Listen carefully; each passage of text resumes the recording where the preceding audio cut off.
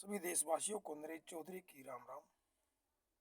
मेरे प्यारे देशवासियों, आज के दिन 6 दिसंबर 1956 को हमारे देश के महामानव संविधान रचयिता बाबा भीमराव अंबेडकर जी अपने देह रूपी शरीर को त्याग कर प्रकृति में लीन हो गए थे।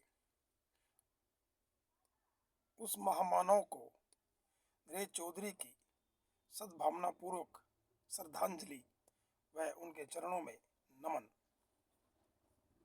मेरे प्यारे देशवासियों, कुछ लोगों की एक सोच बन गई है कि बाबा साहब एक विशेष जाति के जननायक थे। ऐसा नहीं है। बाबा साहब को पढ़िए, बाबा साहब ने सबके लिए समानता का अधिकार दिया है।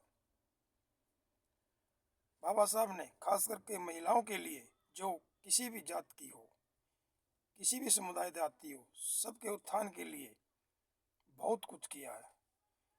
महिलाओं को समानता का अधिकार दिलाने में बाबा साहब का महत्वपूर्ण योगदान है।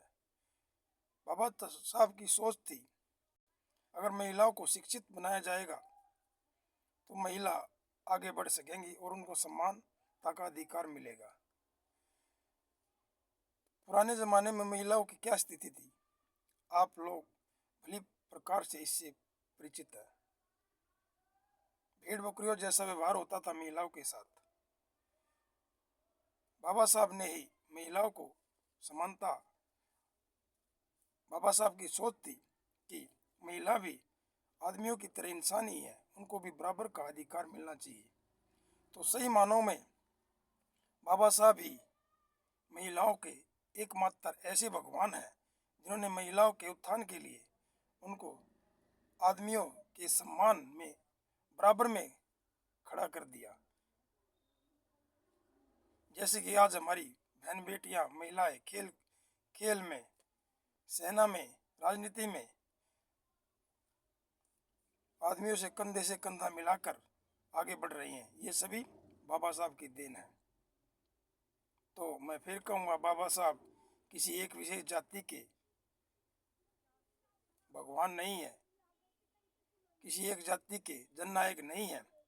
बाबा साहब सभी धर्मों को एक समान लेके चले थे। ये बाबा साहब की सोच है। और बाबा साहब ने खास करके सभी को ये संदेश दिया था कि आप पढ़िए, पढ़ लिख के आगे बढ़िए। बाबा साहब की ये कहावत है कि शिक्षा वो शेरनी का दूध है, जो पिएगा वही दौड़ेगा। तो आप शिक्षित बनिए, ये बाबा साहब का संदेश है।